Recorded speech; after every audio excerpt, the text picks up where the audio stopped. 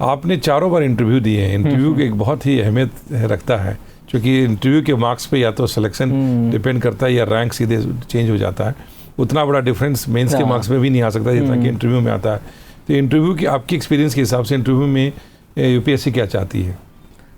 मेरे हिसाब से यूपीएससी जब इंटरव्यू का जो सिलेबस है उसमें कुछ क्वालिटीज़ मेंशन कर रखे हैं कि it is not just test of your knowledge, right, it is test of how you see things, how you analyse things. तो ये बहुत ज़रूरी है इस बात को ध्यान रखना। एडमिनिस्ट्रेटिव क्वालिटीज़ क्या है आपके अंदर? एडमिनिस्ट्रेटिव क्वालिटीज़ जो हमारे प्रीएम्बल में जो क्वालिटीज़ मेंशन्ड है, वो सारे वैल्यूज़ को आप रिस्पेक्ट करते हैं, यानी वो सारी चीज़ें टेस्ट होती हैं वहाँ पे। तो बेसिक इन सब वैल्यूज़ को चेक करते हैं। अब मेरा एक पर्सनल लेवल पे ये है कि आपका confidence is what decides most of the time in the interview के अंदर। इंटरव्यू में आपका एक्सपीरियंस बोर्ड के साथ कैसा रहा? कि आप लोगों का कई बार डर होता है कि जो है बड़ा ही नॉन कॉर्डियल होते हैं, बट आपका ओपिनियन क्या रहा? मेरे 2 बोर्ड तो बहुत कॉर्डियल थे, और मेरा फर्स्ट और जो अभी लास्ट इंटरव्यू जो था उसमें it was very very cordial.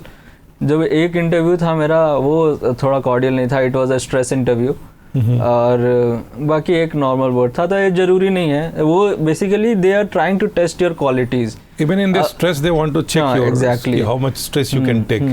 तो बेसिकली इंटरव्यू बोर्ड का मतलब ये नहीं हो कि आपको कोई हैरेस करना है, नहीं, but they want to really check the different stress level. Interview की कोई खास सिचुएशन जो आप शेयर करना चाहेंगे कि जो आपके इंटरव्यू में हुआ हो? अभी लास्ट इंटरव्यू में मेरे जो चेयरपर्सन थे उन्होंने मेरे उज्जैन महाकुंभ के बारे में पूछा। तो वो सब मैं प्रिपेयर करके गया था क्योंकि मैं मध्य प्रदेश से हूँ। फिर उन्होंने पूछा कि हिंदी कैलेंडर के सारे महीनों का नाम बताइए। तो वो मुझे नहीं पता था, और वो मुझे लगता है कि नॉर्मली एक नॉर्थ इंडियन को एटलीस्ट पता होना चाहिए। तो फिर मैंने बोला सर मुझे नहीं पता है।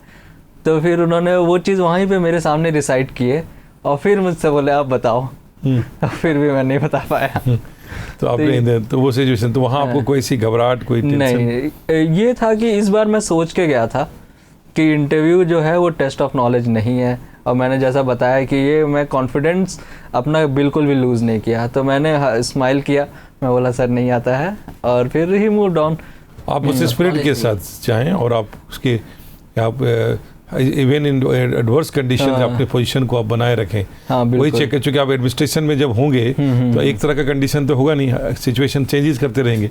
यही चीज़ वो इंटरव्यू के अंदर भी चेक कर रहे हैं कि आप एडवर्स कंडीशन में भी कैसे रहोगे। जो है एक अच्छे कैंडिडेट के अंदर जो उसको कहते हैं कि सक्सेस ओरिएंटेड कैंडिडेट है, सिविल सर्विसेज के लिए होना चाहिए, क्या गुण होने चाहिए आपके हिसाब से? बहुत सारे गुण होने चाहिए एक्चुअली। मेरे हिसाब से कॉन्फिडेंस बहुत इंपॉर्टेंट है, और आपका जो कॉन्फिडेंस है वो फ्लो करेगा आपके हार्डवर्क से। हार्डवर्क में ज़रूरी है कि आप डिसिप्लिन रहें और कंसिस्टेंट रहें, और स्मार्ट वर्क भी ज़रूरी है कि क्योंकि ये प्रोसेस इतना लंबा है और प्रोग्राम्ड तरीका नहीं है इसका, तो आपको अच्छे डिसीजंस लेने पड़ेंगे।